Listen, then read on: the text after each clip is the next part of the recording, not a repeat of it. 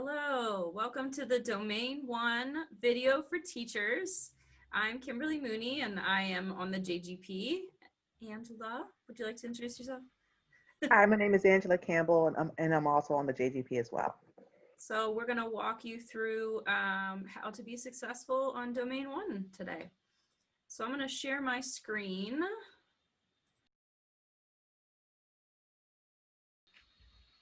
All right, so our goal for this video is to understand all the requirements, so the rubric and the guidance documents for Domain 1, to think about possible sources of data that you could use to inform your Domain 1, and to analyze what components are necessary to create the strongest possible artifact for your Domain 1. So this is just an overview of the 4 domains that go into your portfolio. Today we're focusing on Domain 1, which is showing how you ensure your learners' growth. This part of your portfolio is worth 30% of your overall score. So let's dig right in. This is actually probably misleadingly the shortest part of the rubric, even though it is a little bit of a complicated part of the portfolio. There is only one page to this part of the rubric. I recommend always looking at the 2-point column, because if you're aiming to get all of the possible points, then that's setting yourself up for success. So this one says that, that a model ensures learner growth by, and it only has one indicator. It says a model provides evidence of guiding learners to exceed the standard expectations for long-term achievement as determined by the district, school, or content-specific guidance document, demonstrated through multiple measures of data. So there's a lot there. When you see this pink highlight, that means that that term or phrase is defined in the glossary. So I'm going to exit the full screen mode here so I can go over to the actual rubric for you. So whenever you see this pink, you scroll all the way down to the bottom of the document.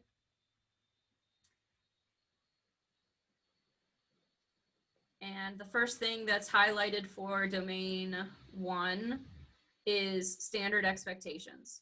So when we talk about the standard expectations for learners, these are defined by grade level, age group, curriculum. It might be the 504, the IEP. There might be a specific guidance document for your content area, district, state, or national requirements. It could be informed by a lot of different documents for your learners. So some folks have standardized tests in their content area, some folks don't. Some folks have really fleshed out curricula and some don't. Some have IEP goals based on external assessments. So it really could look different, but the important part is that you are sharing that your expectations are grounded in something beyond just yourself, right? So that we know that your expectations for your learners are rigorous. I have a question about that. Yeah. So, what happens if I have a group of kids? I am a kindergarten teacher, and I have a group of kids. A third of them are very below grade level.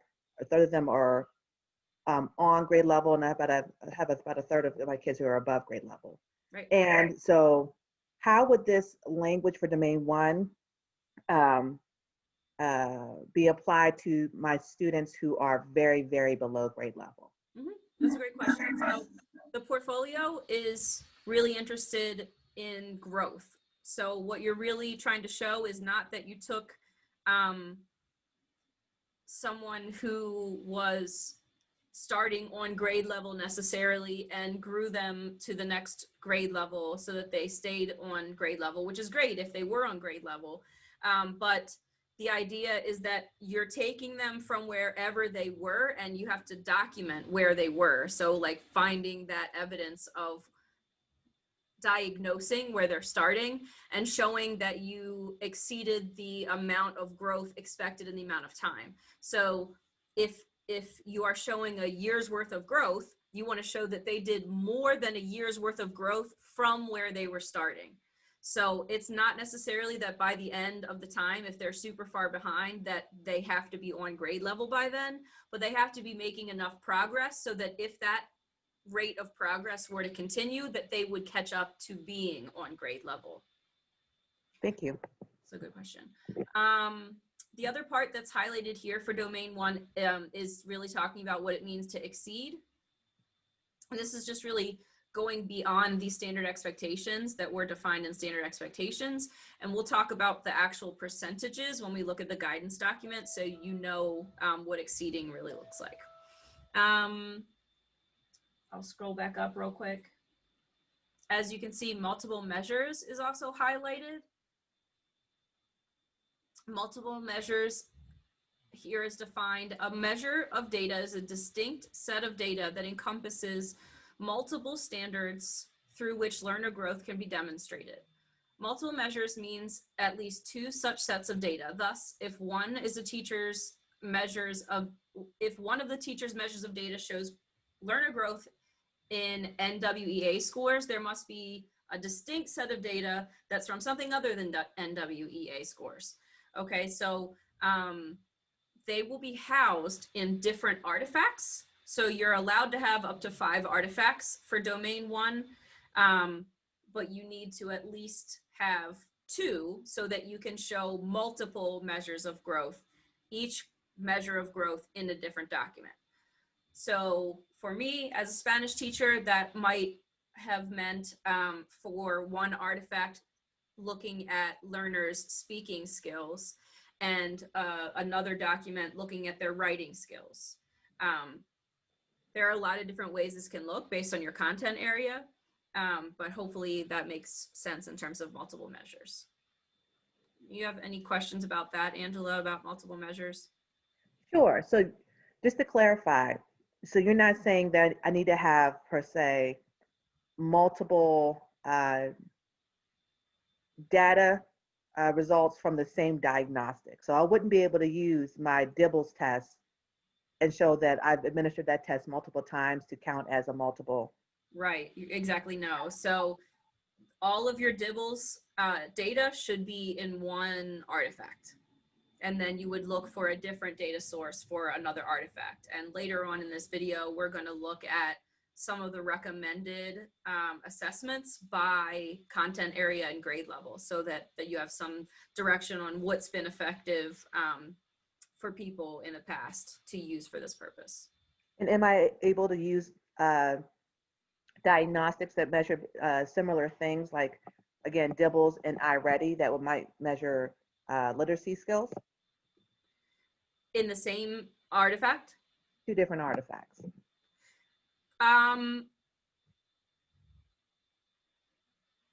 I think it would be better to show them in one. So like if you're showing growth over time in a skill set and it's measured using Dibbles in the beginning of the year, and then it's measured by iReady at a later point, as long as you're showing how you use the one to form your expectations and that it lines up with that same skill set, it could be a different assessment that you use for the end of year or the post test.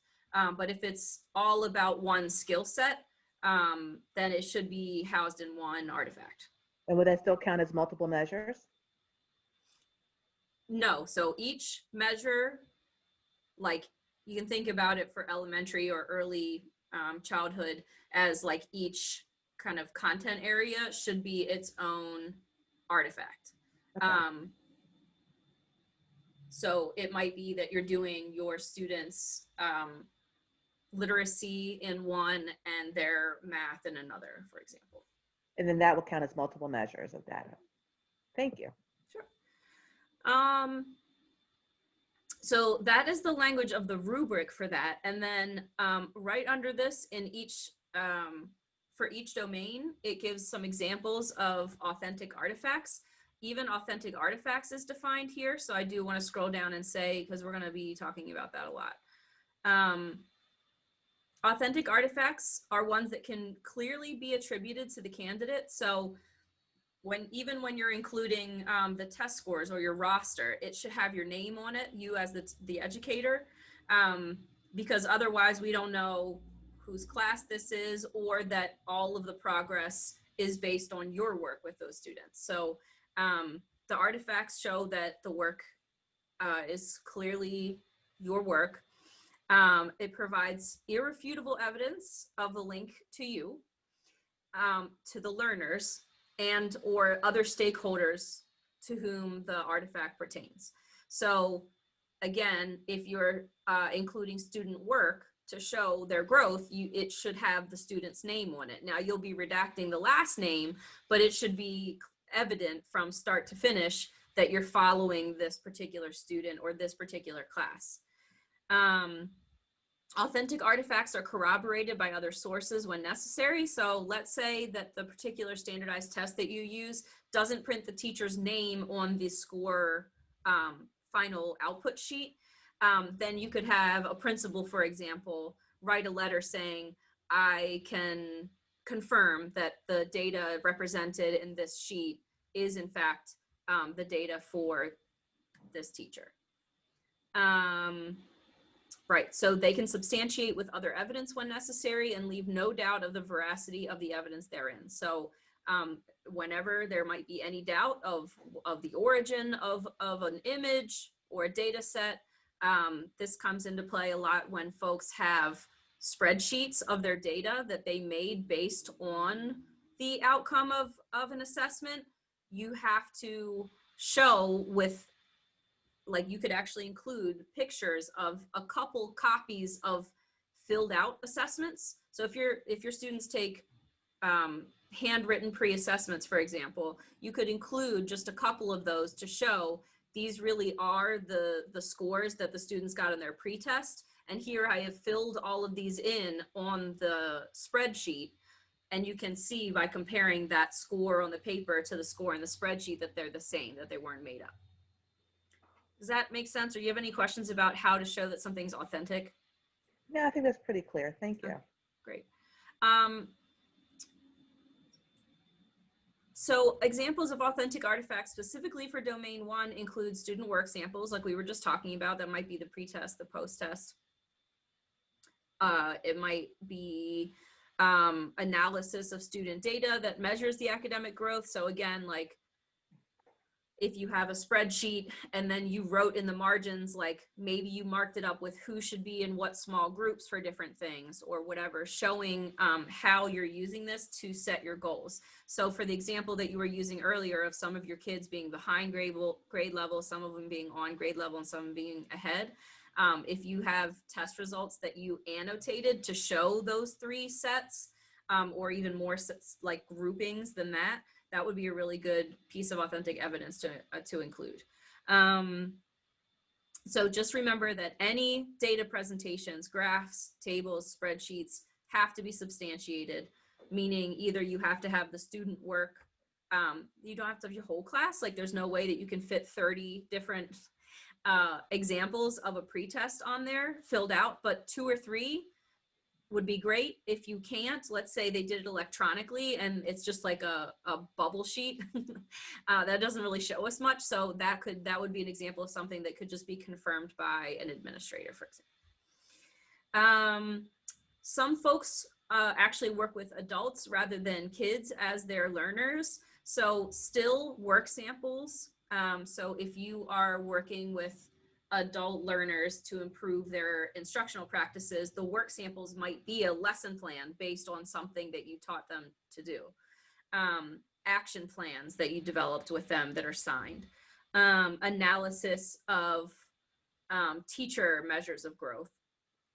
And again, just make sure that all of this is substantiated so that there's no doubt that it's the real original data and it can be attributed to you.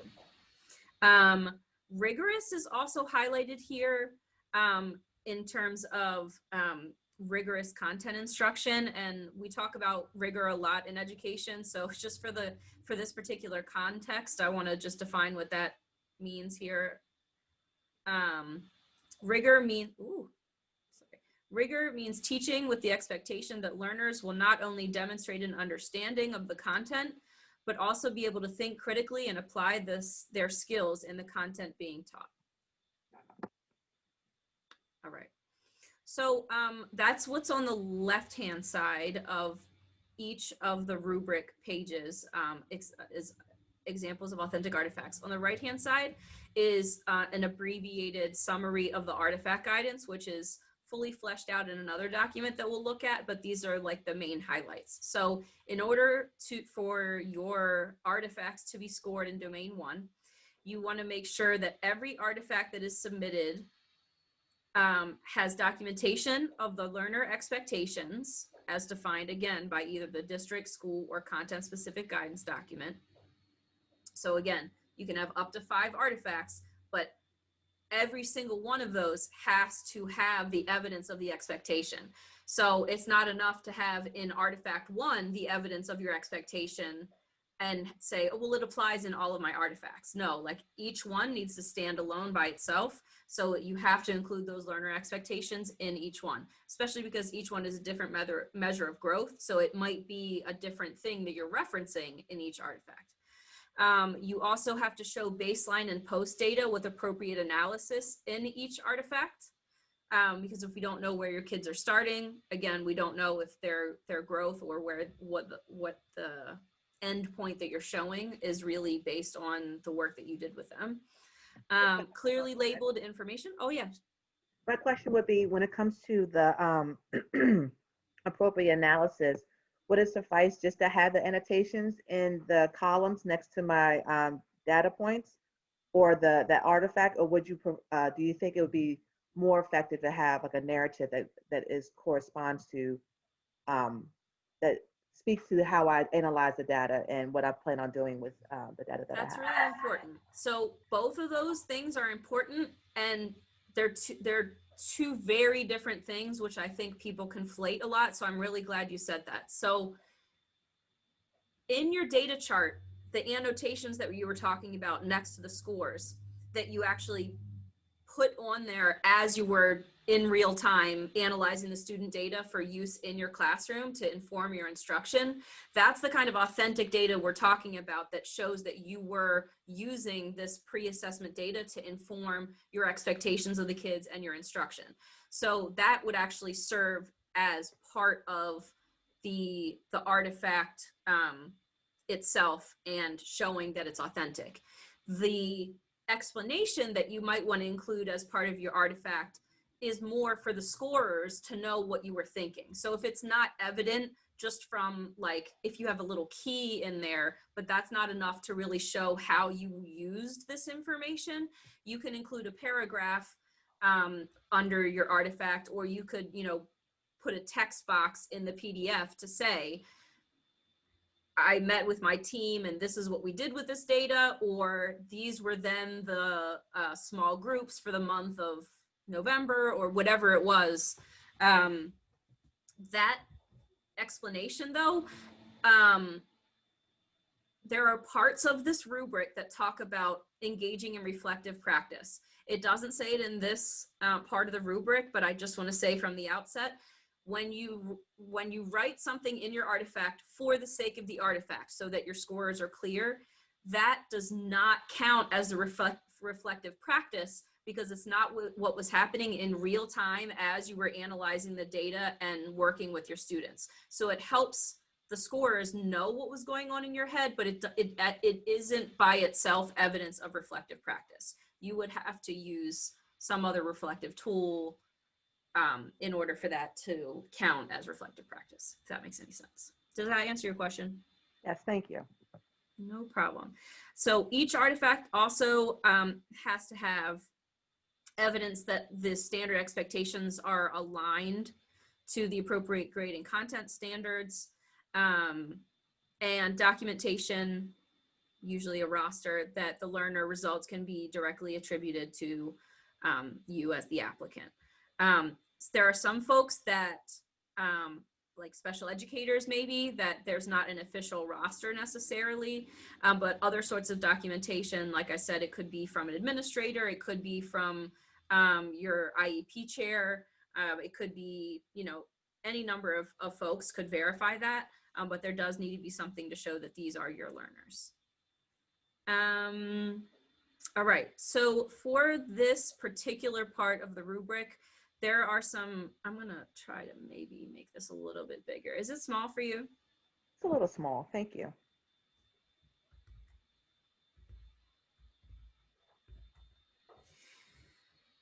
So there's some additional guidance here for some specific subgroups that are all lumped into the teacher rubric.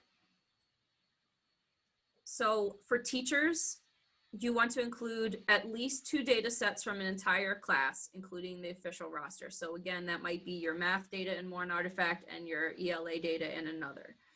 But it has to be from an entire class. So what we don't want to see is folks cherry picking like the kids that made the most progress. Like we want to make sure that we're really being equitable and making sure all the kids progress. So you want to show your full set of data to show that you moved all of your learners. For instructional support providers, you have to include at least 1 school level data set. So oftentimes instructional support providers aren't working on the classroom level, they're working across a grade level, or they're working for a whole team or something like that. So you want to include that level complete data set in yours. Library media specialists and PL teachers, you want to include 1 data set from an entire class, and again, including the roster, or at least 1 school level data set. So we know, again, PL teachers are a very special team. So depending on what your specific circumstance is, if you worked with a particular class, that would be appropriate. If your work is more on a team level or a grade level, then, and that would be more appropriate, then do that. There is additional guidance here linked in.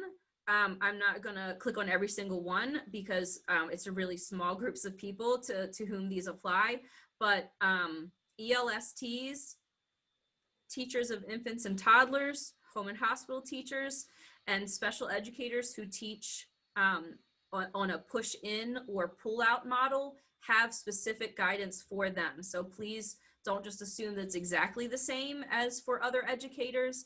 There's really specific guidance outlined for you so that it makes sense for your particular experience, because we don't want you to try to fit, you know, what is it, a round peg in a square hole, something like that.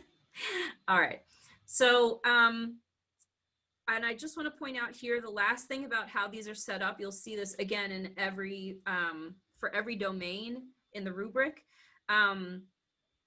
It explains how you earn a different amount of points. So the highest amount of points that you can earn for any given standard is 2. That's what you want to aim for.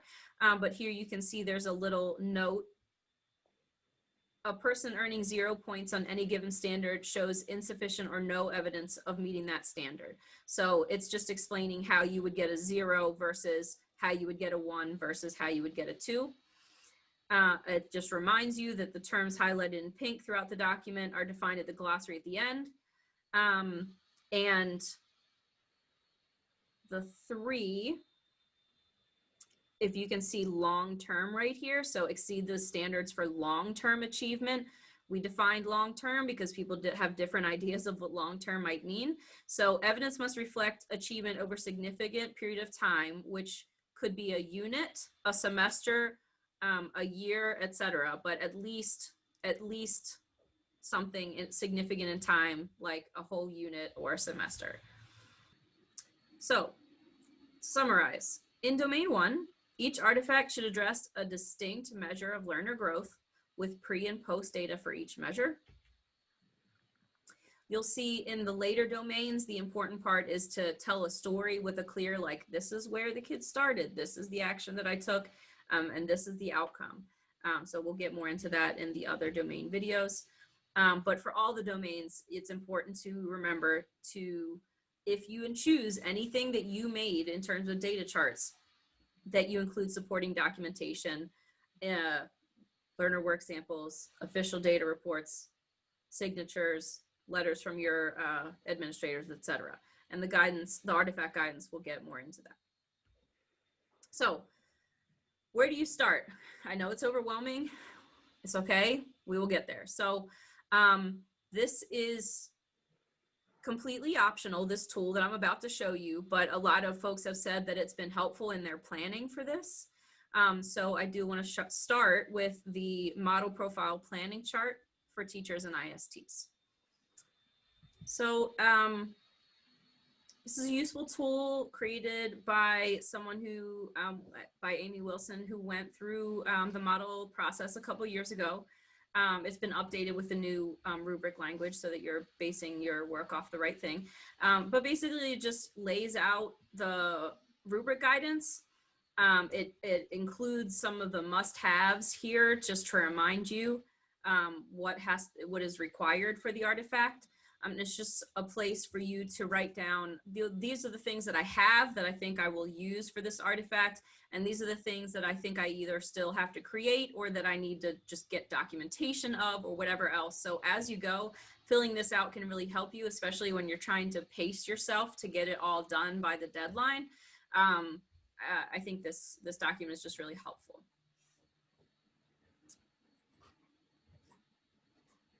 There's also another document, again, you don't have to use this at all, but it's a pro tips document from recent successful model applicants. So it just goes through some common questions, just what do you know now that you wish you'd known prior? I think these are really good suggestions, like I wish I knew to save absolutely everything. Sign-in sheets, everything. Really having the evidence to prove that you did something is not generally how we function as teachers. We're more worried about like the impact on kids, but for this purpose, it's really important to show it. How do you identify the right experience to focus on for artifacts? So there's a lot of really rich stuff here, but it's a whole lot to go through. So you should just take your time if you choose to go through that and just take it for what it's worth.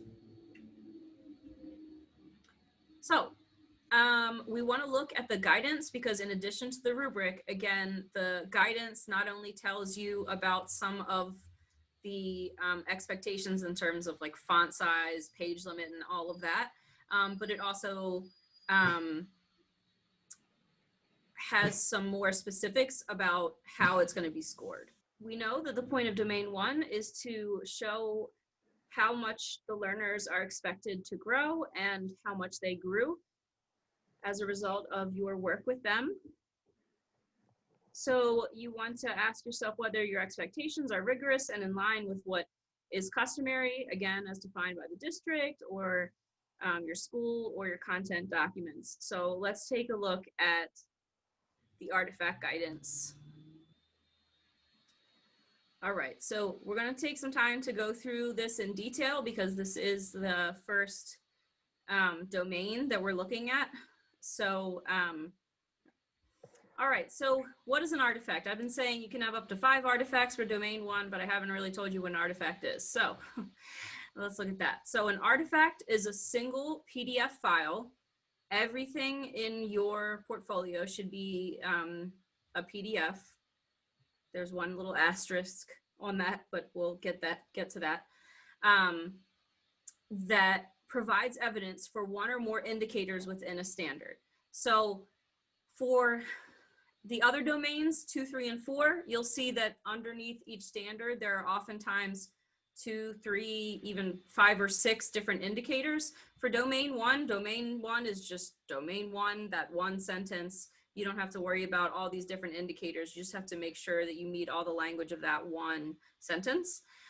But you do want to be careful for the other domains that you're looking at all the indicators under a given standard.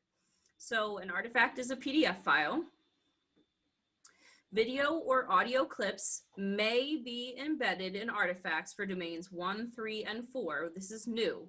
Previously, if you wanted to include any video or audio clips, they had to stand alone as an artifact, and video and audio clips weren't allowed at all for domain 1 previously, but we realized that for music teachers, for example, or world language teachers, that having those the student work is oftentimes an audio clip or a video clip. So those are allowed now. But if you take all the video clips and audio clips in your entire portfolio and add up how much running time they add up to, it can't exceed 10 minutes. So when we say clips, we really do mean just short little pieces to convey your point. And to authenticate whatever data, whatever way you're displaying the data.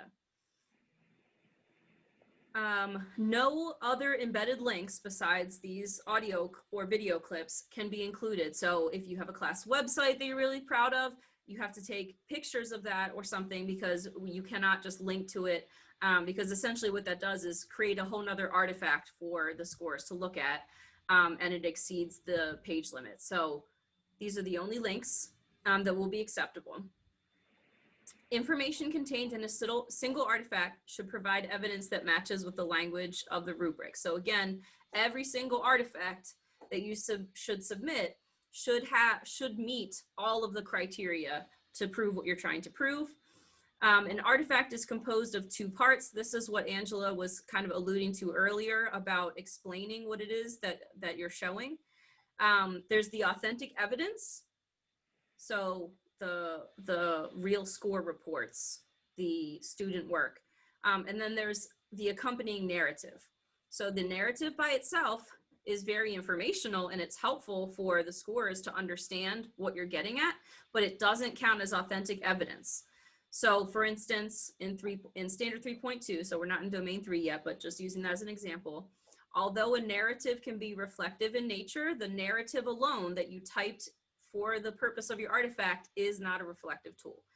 Authentic reflective tools could be journal entries, data analyses, and things like that, that contain or consist of the explanations that you were thinking or creating at the time that they were originally made. When you're compiling your artifacts, it's really important that you focus on authenticity, like we talked about. They should include a narrative that explains the context, significance, and progression of the pieces you include your artifacts, so that the scores can clearly see this is where the kids started. If you have any intermediate data for maybe a midterm or something, you can include that if you want to, and then here's where they ended up. In other words, show don't tell, right? So if your artifact, also if it's more than a few pages long, so let's say that you're citing the standards or the curriculum for something. Oftentimes there's a lot of information in there. It's really helpful to scores if you highlight or just mark up that document in some way to say, this is the part that I'm talking about in this section of my artifact. There are many ways to do that. I highly recommend using Kami, but there are plenty of other programs like Adobe, all kinds of different things that you can use. But just make sure that you're not using the comments function, because what that does is reduce the size of the text and puts a comment next to that. So then the whole thing gets smaller and too hard to read for the scores. So you can use highlighting, inserting text boxes and all of that, but just don't use the comments function. Questions yet? Okay. So for which standards are artifacts required? Candidates may upload up to 5 artifacts for most of the standards, and that is true of domain 1, which is the one that we're talking about now.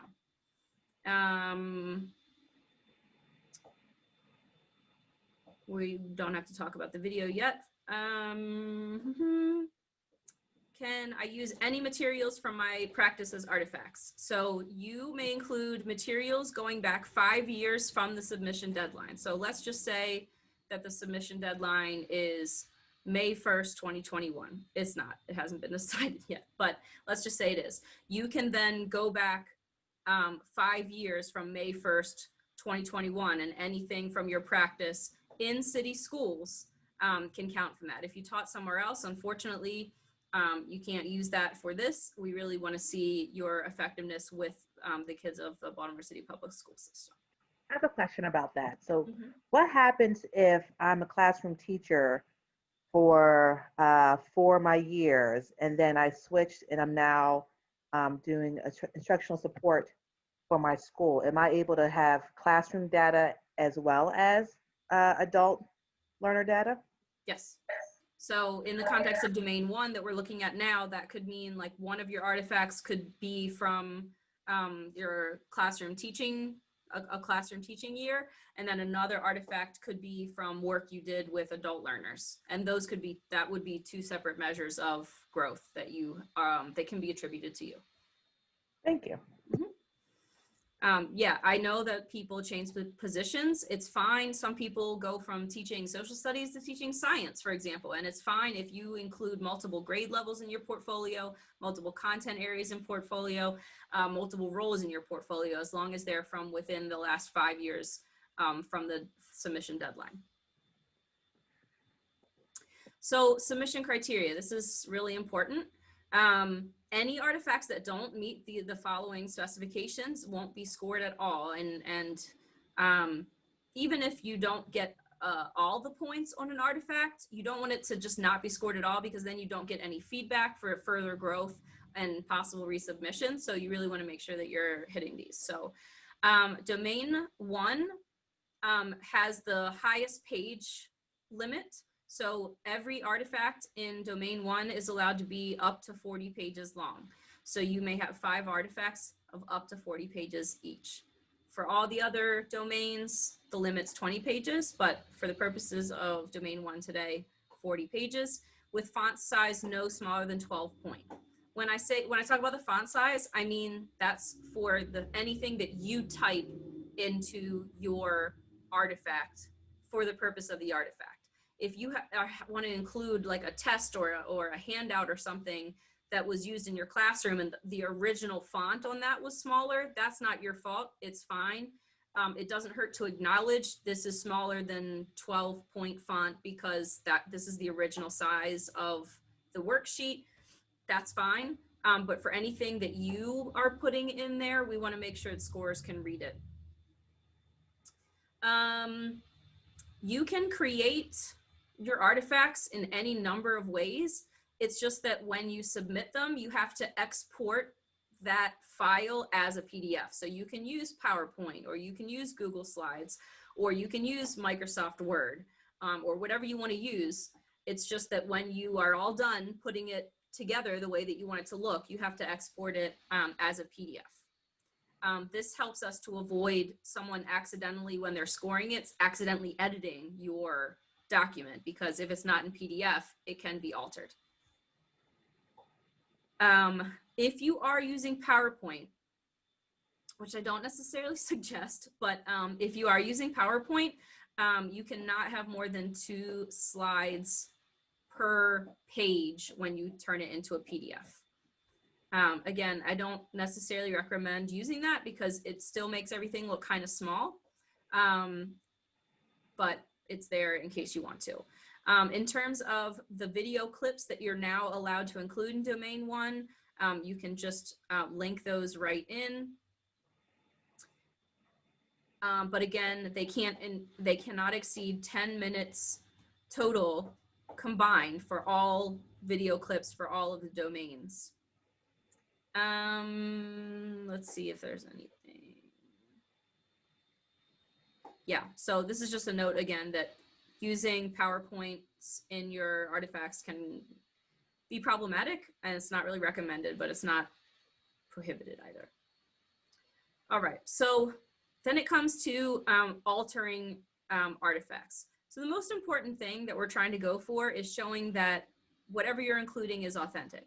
So when folks start clipping things, making things smaller, modifying them, we want to make sure that it's not taking away from the authenticity, and that it's also not taking away from the scorer's ability to read it. Because the smaller the things get, the harder it is to see. And we all know we're having a lot of screen time these days. So, you know, being able to see is important. So if you have worksheets, textbook pages, any document that was originally 8.5 by 11, like a normal sheet of paper, or smaller than that, they have to be inserted into your artifact in their original size or larger. So you're always allowed to make something bigger so it's easier for us to see, but you don't want to make it smaller. That makes it easier, harder for us to understand what it says. And this is really important. If you do decrease the size of something like that, it can disqualify that whole artifact. So one document that's been shrunk down could disqualify a whole entire artifact out of the 2 to 5 that you'll need for your domain 1. So you really don't want to get anything disqualified. So you can clip it. So if not all of it's relevant, if only like the top paragraph is relevant and that's where it says your name and maybe the student's name and the relevant data, you can cut off the rest. You don't have to include the entire thing, but we're just talking about not making the whole thing smaller. Obviously, if it's a photo of kids working, you can't have it in like life size. So it's fine if you're taking a picture of your class or a mural or whatever, you can reduce them in size. But just try to keep in mind that whoever is scoring this, it needs to be big enough to be meaningful for them to see what it is that you're saying is happening in the image. Questions about that so far? Okay. Again, we talked about authentic artifacts in the glossary. It's very important, and it's important to substantiate any of your self-created charts by at least 2 examples of student work. I would like to say 2 or 3, but yes, at least 2. So there are a lot of places in the rubric where it says words like all, most. Those little words can make or break your score on different standards. That's not as relevant to domain 1, but it's important to point out. Yes, you can use your own data charts, but we talked about how you need to corroborate them. Can you cut and paste screenshots? Yes, you can, but when you take a screenshot, oftentimes it reduces the size slightly, so you'll just want to like expand it back out so that it's the original size. Yes, you can crop it, but again, make sure you don't crop off your name or anything that would have helped to show this is the date when I actually gave this lesson or something like that. Can I use the same artifact in more than one standard domain? So this is really important. Yes, you can, but the language of each standard is so different that you might have like a picture of a class doing something and the corresponding lesson that you want to use in more than one artifact, but you really want to put it in the context of a full artifact that aligns with the language of that standard. So you might have something that really demonstrates multiple things. That's great. You probably don't want to just take the entire artifact as is for one standard and put the exact copy in another standard, because probably you won't have been speaking to the parts of it that really align with that particular standard. But there's nothing saying that you can't use any particular piece of that in different. Question about that. Mm-hmm. Just to clarify, an artifact is just not a data piece, but an artifact is your data and the corresponding documentation, annotations, and reflective pieces that consist and make up an artifact. Your artifact is the entire PDF that you're submitting for some standard. Okay. So it's all 40 in the case of domain 1 or 20 pages of pictures, documents, explanations, all of those things. All of that put together is an artifact. In past submissions, I wrote a rationale. So if you think back to when this was on Blackboard, the question is, do you still need to do that? The rationales that were separate from the artifacts, no. But we want the rationales for the different things you're including in the artifact to be embedded into the artifact. Protecting the identity of people that are in your portfolio is really important.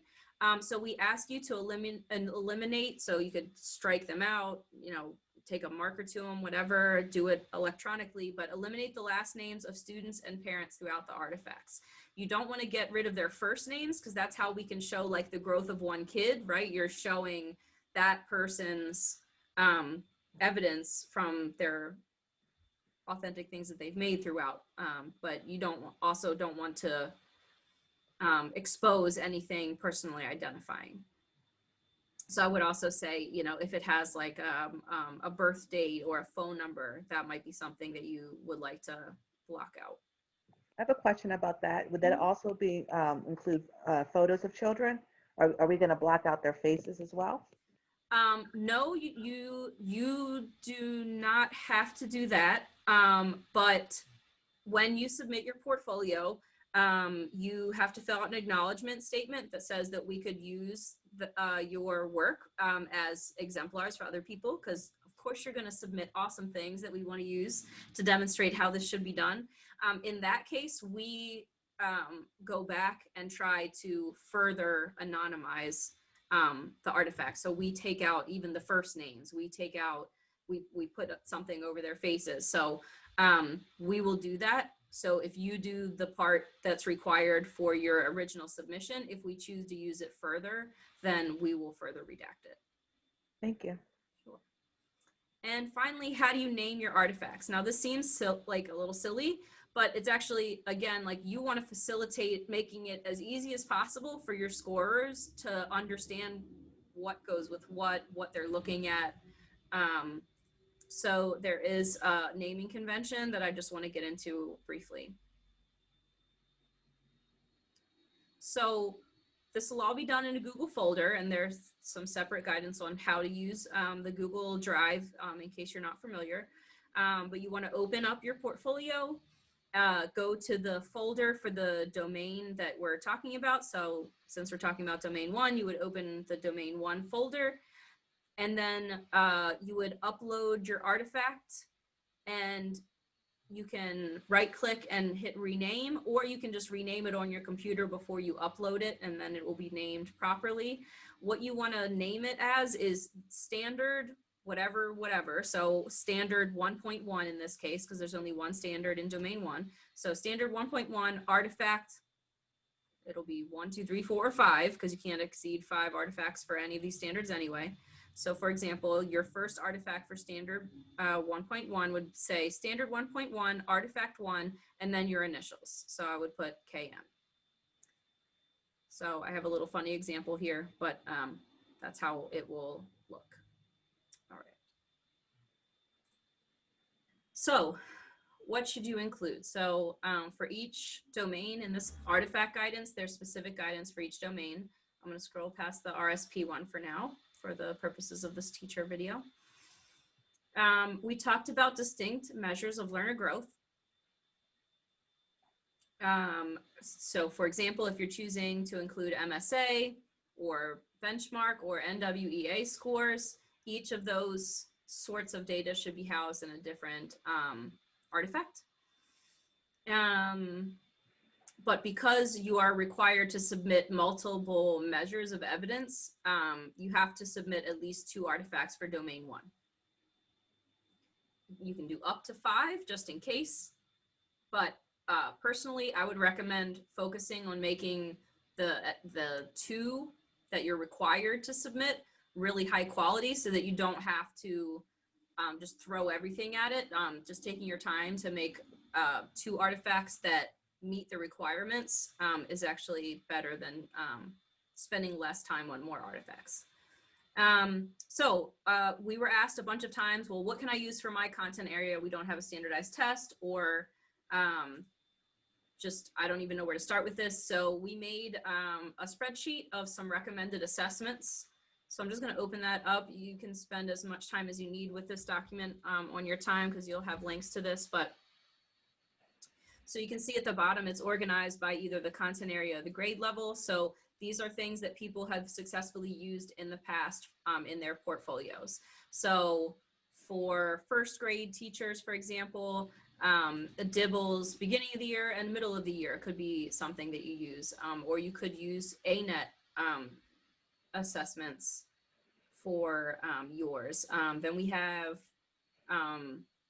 let's say CTE, because those are, there are fewer CTE teachers. So a lot of people have questions about that. So for example, you could use an industry pre-assessment. So when we're talking about like computer-based art, you can use a Photoshop diagnostic. And then for the post-test, some other like real world exam that's associated with the industry that you teach about. For technology, you might have a PLTW pre-assessment and a PLTW post-assessment, or PLTW as the pre-assessment and some industry test as the end one. Just making sure that whatever it is that you're measuring in the pre-assessment aligns to what's being measured in the post. So we have all these different content areas: ESOL, English, social studies, math, home and hospital, science, kindergarten, PE, music.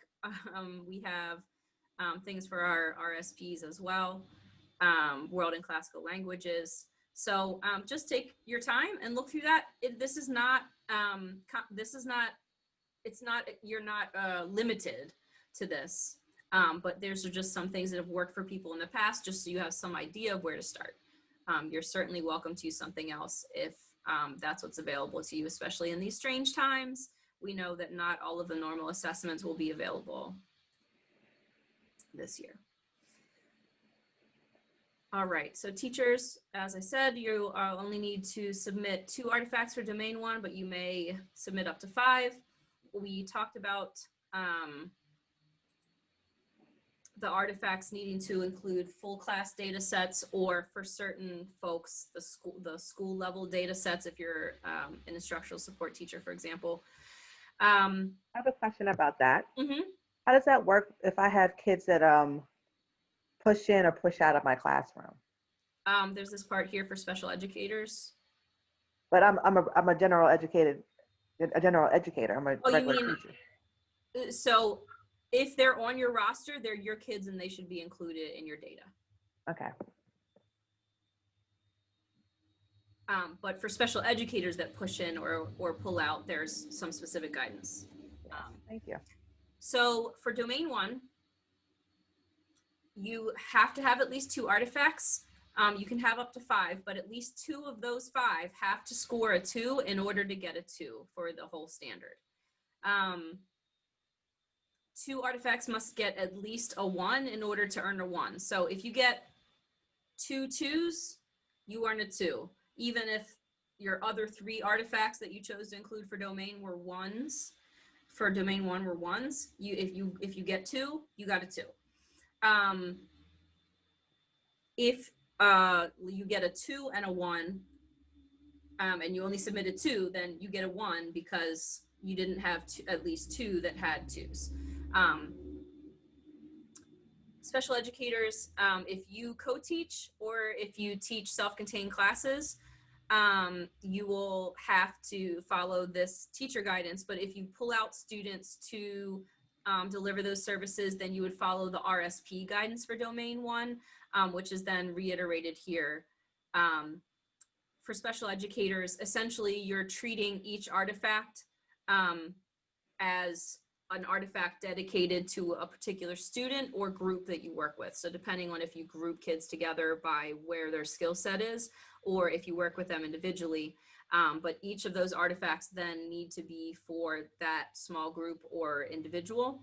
And in that case, you have to have at least 4 artifacts. So if you're doing a whole class set for general educators, you only have to have 2 artifacts because that includes enough students to really get a sense of your practice. But if you are in this situation where you're doing pull out, you're going to have to include more artifacts so that we can really get a sense of your work with enough students to really reflect the majority of the work that you do. So any 4 of the students, you can still include up to 5 artifacts, but any 4 have to get a 2 to get a 2. Again, to get a 1, they have to at least have gotten a 1. So if you get 2 2s and 2 1s, you'll end up with a 1. And if you didn't get at least 4 1s, then you will earn a 0, even if some of them get ones, but if it's not 4, then special educators, then you would get a 0. There's more again here for library media specialists, for instructional support providers. So these are also very specific. I'll let you read into those, but if you are in one of those groups, it's really important that you read through that and really understand what's required for you in those particular situations. There are also some like scoring scenarios just so you can see it visually.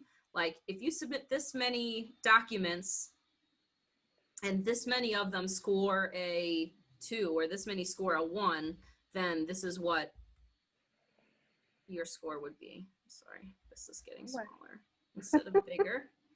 Wrong way. I promise I was hitting the plus, but it's going the wrong way. So it's just having a moment. But anyway, it's there for you. It's linked right in here. Okay. So again, the domain 1, every artifact that you submit for domain 1 has to meet all the guidance requirements. So the font size, the rosters being included, the page limit, all of those things. So the first guidance requirement is to include documentation of the learner expectations. Some people struggle to figure out what that means for their particular content area. So this is just an example of what it could look like in your domain 1 artifact. So you might have an excerpt from a standardized test scoring grid that says like, these are the projected levels of achievement. You could have an excerpt from the curriculum. You could even have something from your content office if you teach one of those less common content areas that don't really have a fleshed out curriculum. You could even just have something from the content office saying, this is what's reasonable for this grade level or content area. So once you include the documentation of what the expectation is, you want to clearly state your expectation that's been extrapolated from that. So it probably has more grade levels than just yours, or maybe more units than what you're actually included in this artifact.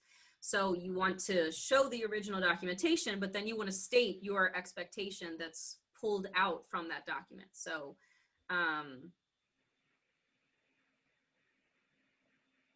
here's an example of it written out. So you might show a data chart from expectation on iReady, and then you might state, my expectation was that 6th graders would increase at least 23 points on iReady. So if you have not clearly stated what your expectation was in these terms that relate to the standard expectations, it's impossible for the scorers to tell whether you did exceed that.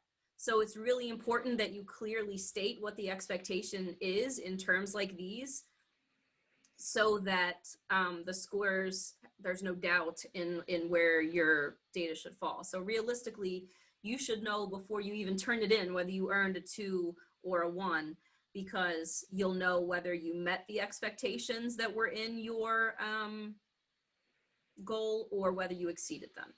I have 2 questions about that. Mm-hmm. One, looking at this document, it says that the example posted is about the 6th grade ELA range for iReady, 15 to 23. But here in your statement, you stated that the expectation was a 23-point increase. Why wouldn't you use the 15? So this goes back to the conversation that we had earlier about rigor. So you really want to choose, when there is a range, you should be aiming for your standard expectation for the high end of the growth scale to really show that you are moving kids forward. This is particularly important for students that are behind grade level, like you were talking about earlier, because we want them to eventually catch up and be on grade level, if not higher than their grade level. And if they only grow the amount like 1 year's worth in a year and they're starting behind grade level, they'll never catch up. And that's what we don't want. Does that make sense? Yes, thank you. Sure. And I know those ranges don't exist for every content area, but some of them they do. So just where that exists, you would use the high end of the range. All right, so the scoring, this is where it gets really confusing for some folks. for a lot of folks, for almost everyone. So I'm going to explain this. So we're going to run with this example included here. If your expectation was that your sixth graders would increase at least 23 points on iReady, this is how an artifact based on that would be scored. So if you, and this is assuming you included your roster, you showed that these were in fact your kids, you showed work examples, but assuming that you documented it properly, if fewer than 75% of your sixth graders increased those 23 points on iReady, you would not earn any points for that artifact. If if 75 to 80% of your sixth graders did increase at least 23 points on iReady, then you get a 1 for this because they've met the expectations. The majority of your kids will have met the expectation that you set.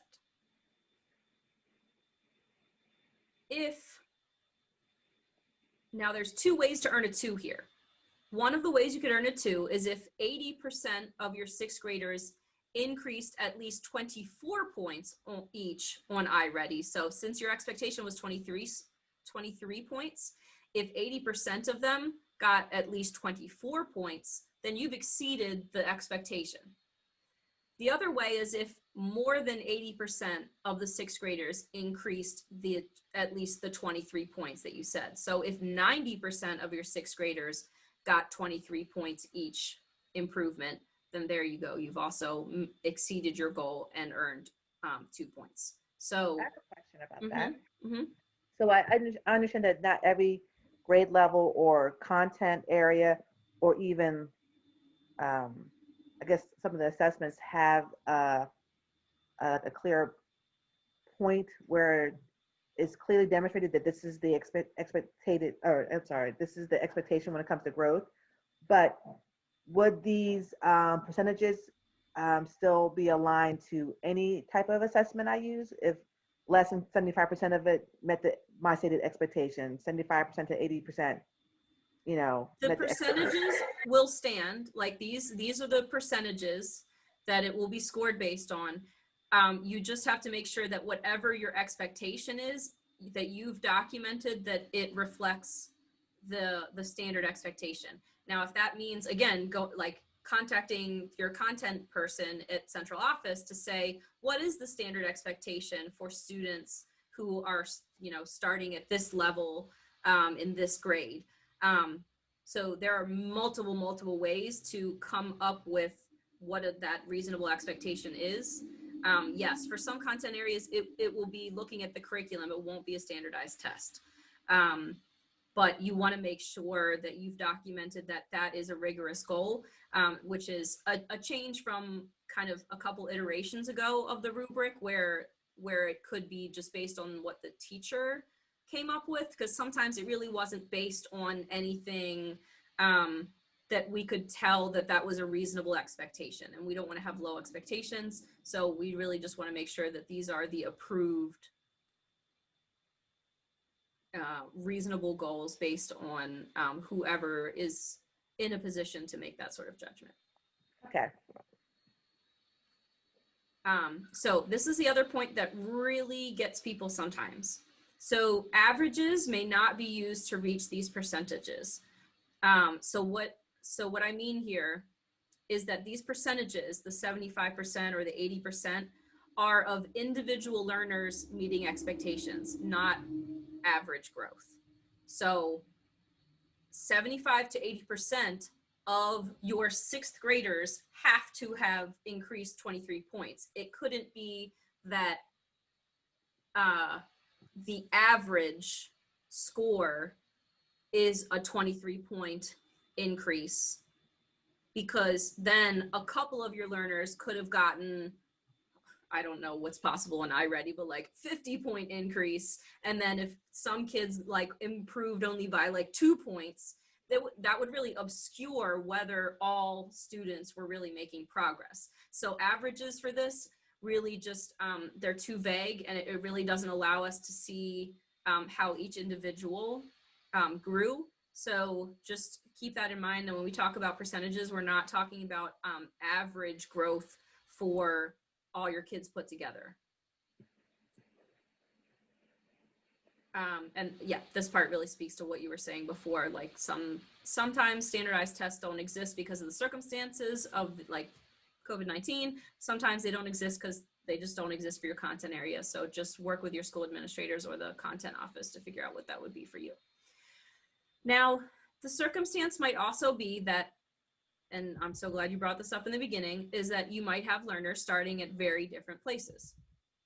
In that case, it might not be appropriate for there to be one goal like this one for every single one of your learners. So if you have kids that clearly are starting in very different places, you may want to have tiered goals. So this group of kids that were starting from this far behind have this goal, and the kids that were starting on grade level have this kind of goal, etc. So let's do a kindergarten example to show how tiered growth goals work. So your tier 1 goal might be first grade students. I'm sorry, this is a first grade example.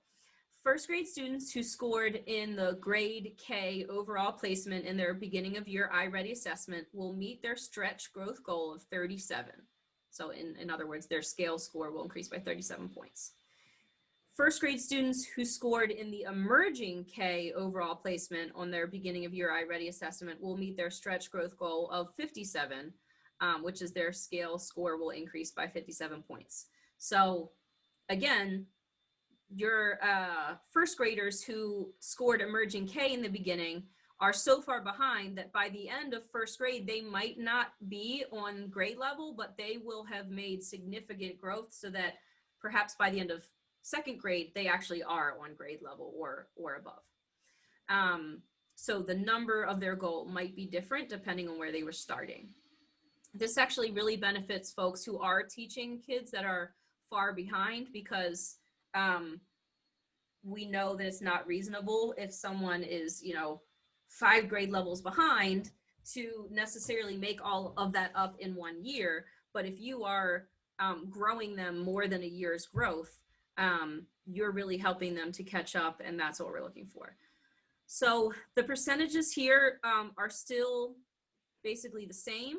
It's just a little bit more of a calculation if you have different groups that you're looking at. So let's see. So you would not score any points if fewer than 75% of your first graders in tier 1 increase their score by 37 points. So if you didn't make the 75% of them meeting their goal, or if fewer than 75% of the kids in the other tier met their goal, then you wouldn't have met your goal, because you want the majority of your kids to have met the goal, whatever that might be for their tier. If 75 to 80% of the kids in each group met their goal, then you would earn a 1 point. So again, it has to be both groups have to score within that range. And just like before, there's different ways that you could earn 2 points. If 80% of your kids in both groups increased at least so a point more than what you were aiming for. So if you were aiming for 37 and 57 and they scored at least 38 or 58 points more, if 80% of them did that, you would get a 2. Or if more than 80% of the 5th graders scored your goal number in both groups, then you would get a 2. And again, just like you pointed out earlier, the question that you asked about why is it the higher number, you should always be targeting the upper limits of the growth targets for your expectations. If you're using SLO predictive charts for this, you should include data that shows that a large percentage of your students are exceeding the accelerated target. So that's just a specific term that they use for SLOs, if that's one of the ways that you want to show that you're exceeding expectations. And again, just make sure that your pre and post data are aligned. I understand that sometimes tests are, like a given test might only be administered once a year, but it might measure the same skill set on different tests. So as long as you're showing this pre-test and this post-test are called different things, but they're measuring the same set of skills, and this is how we expect a kid scoring this on this test is expected to perform on that test. As long as you're showing the documentation of that, that is okay. Questions there? Mm-mm. There is specific guidance for pre-K teachers. For the early learning assessment, there are 4 domains. Those can be used as different measures in domain 1 because they're 4 very different areas of growth in the kids. So just to be really clear, most tests, if it's from the same test, they have to just be together in one artifact as one test, as one measure of growth. But this particular assessment does capture a lot. So those can be housed in different artifacts. And if Question you're about using that. Parks, one second. If you're using park scores, there's also a document here that can help you appropriately use park scores because there are appropriate and there are inappropriate ways to use park. And we just want to make sure that if you choose to use it, that you understand how to use it properly. What were you saying? The question about the pre-K ELA assessment. In kindergarten, we also use a KRA assessment that has 4 different domains that measure like math, literacy, social, emotional, and like physical, like gross motor development, which is similar to the ELA. Would that also pertain to kindergarten teachers using that assessment? Yeah, that sounds like those are different areas, just like we were talking about math and ELA. If it's you know, like you said, social emotional domain, that's very different than their ELA. Okay, thank you. I think that might actually be included in this spreadsheet, but let me just look. You said for pre-K or For K? kindergarten.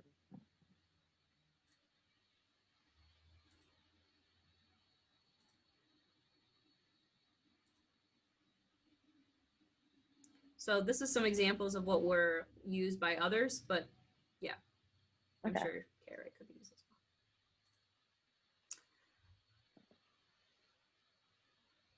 well. Okay. So that is the end of the guidance that's specifically about domain 1.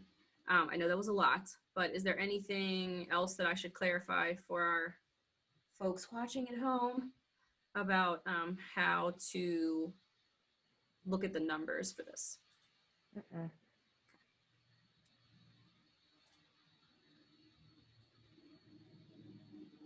Mm-mm. So again, document, show where you're getting your expectation from, and then state your expectation really clearly and show how it's extrapolated from that document and what your expectation is for your kids.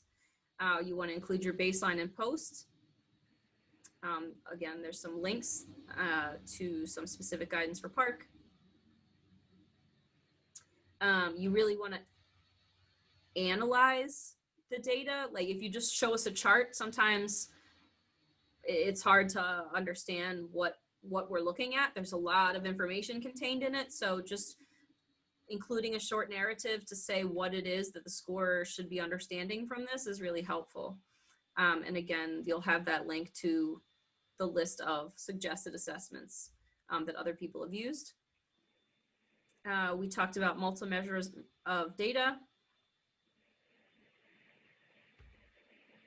Here's another way to visualize what domain 1 looks like. So again, you have to have at least 2 artifacts.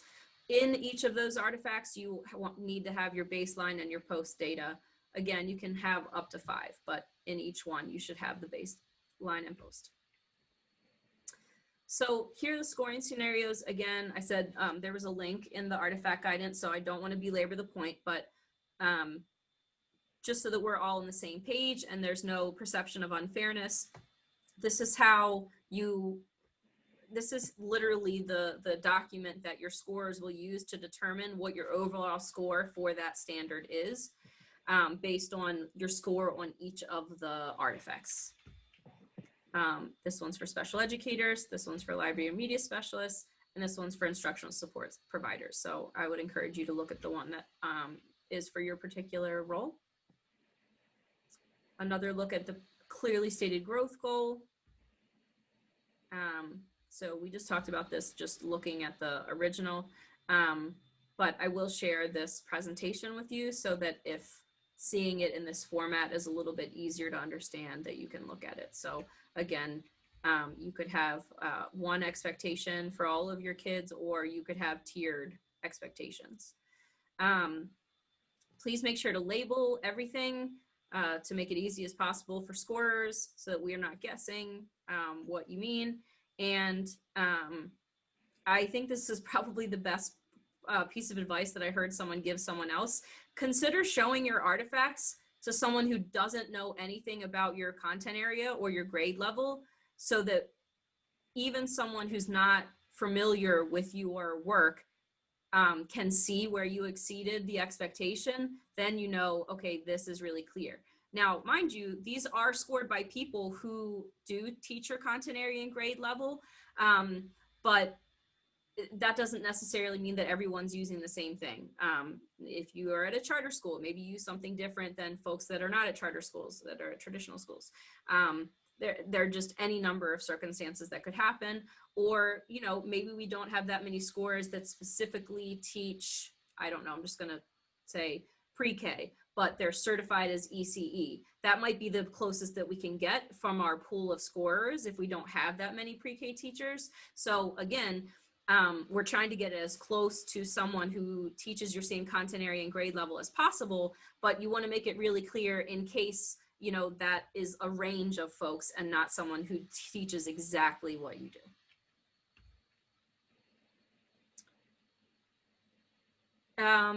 We talked about official rosters.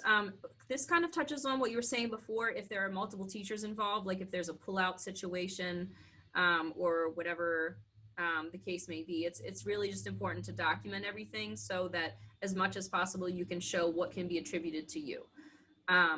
So sometimes social studies teachers work on literacy goals because that's very appropriate in the context of a history or social studies class. But you really want to show what you did as their teacher of social studies to move their ELA, so that you're not just taking credit for the ELA teacher down the hallways work with those kids. So this year I'm really excited because we have actually created templates for you to make it easier for you to format your artifacts. And we also have some exemplars from this past year of really awesome artifacts so that you can just really have a clear vision of what this can look like. This does not mean that you have to use the templates. If you are already like the visual guru and like to present things in your own certain way, like go for it. But sometimes folks worry that well, I didn't do it in this particular way, so the excellence of my data is not going to shine through. If you're worried about that, please take advantage of the templates. You can just download it and you can leave the structure there and just insert what it says to insert there. So let's take a look at that. I have a quick question. So if I utilize the templates, am I guaranteed to at least get a 1 of my artifacts? I wish that were the case, but we can't guarantee that. For example, if it says include the results of your pretest, but then your pretest doesn't have your name on it to show that it could be attributed to you, well, then you've just not followed the artifact guidance and disqualified your artifact. So then you may not earn the points. But if you are meeting all of the guidance and all of the parts of the rubric, then yes. But you know, just using a template doesn't necessarily mean that you have included things that meet all the requirements and meet the rigor of it. It just makes it so that you don't have to stress as much about format. And I'll show you why. Now this seems kind of big to me. Sorry. That's better. How's that? That's better. Okay. So this is one of the templates. I think I hit on Zoom too many times. So just like the way that you're going to be titling the actual document, you want to start with the title that says which standard this artifact is for and what artifact number it is.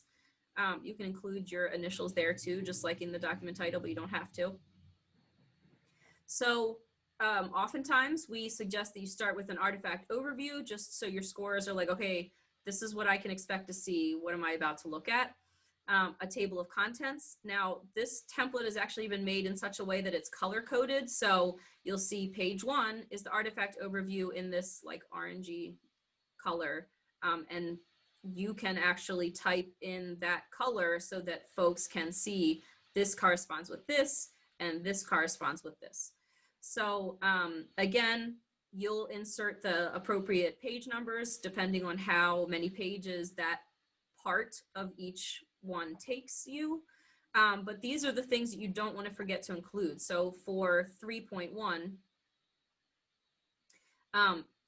these are the different things that the rubric requires that you show. So those are the things that are in here that it tells you how to include. So I want to go to domain 1, since we're talking about domain 1 today.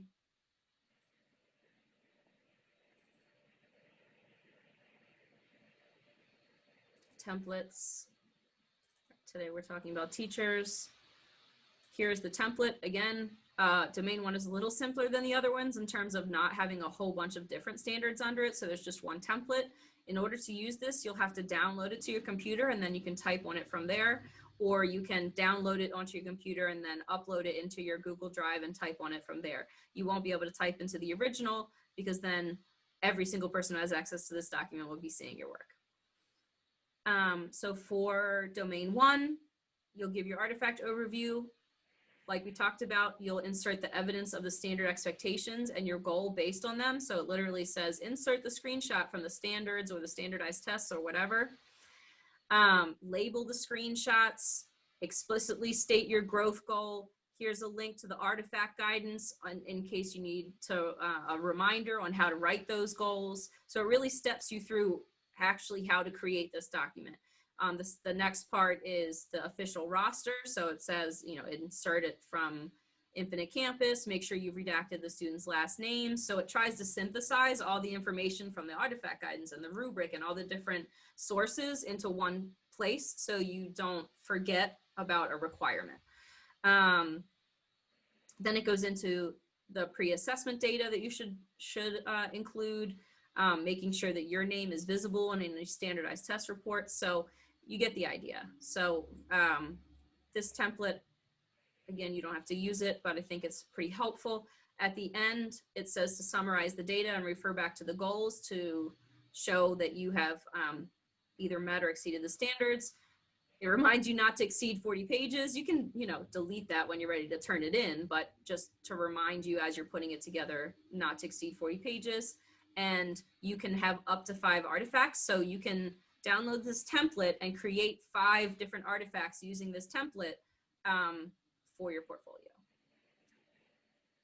So that is a tool, again, not a requirement. And let's look at some, in this same link, you'll see that there are also exemplars. Now, again, there are like so many different content areas and grade levels. I can't possibly go into all of them, but you'll see that there are a wide variety of different examples there for you. Since I taught Spanish, I'll go to the world languages one, because why not? So you can just pull it up and see how someone else set it up. Again, this isn't necessarily exactly like the template because they didn't exist last year, but again, this person did an introduction, said the things that that she was going to include, and then in that order included each of those things with highlighting to draw out certain parts, with some arrows to again focus the person scoring on each of those things. So yeah, I will just share those links so that you all can look at the exemplars, but I hope that helps you in thinking about what those artifacts could look like. And of course, the Zoom thing is in the way again. Okay. So that is all I have. Is there anything else that I should have covered that I didn't say before we wrap up this video? No, I think this really really helps to inform best practices when it comes to really submitting and compiling your artifacts for domain 1. So I think it was definitely very helpful. Okay, Well, thank you for being part of it. For everyone watching, if you would, again, I'm going to include this slideshow with the video. It has a link to a feedback survey in it. If you wouldn't mind giving us feedback on this to let us know what helped, what we should keep available to folks as they go through this process, and anything that would have been more helpful for the next time. We're always looking to improve, so we really appreciate your feedback. And if you have any questions throughout the year that aren't answered by this video or any of the documents that we've included, please email us at jgp@bcps.k12.md.us. Thanks for watching. Good luck with your portfolio. Good luck. Take care.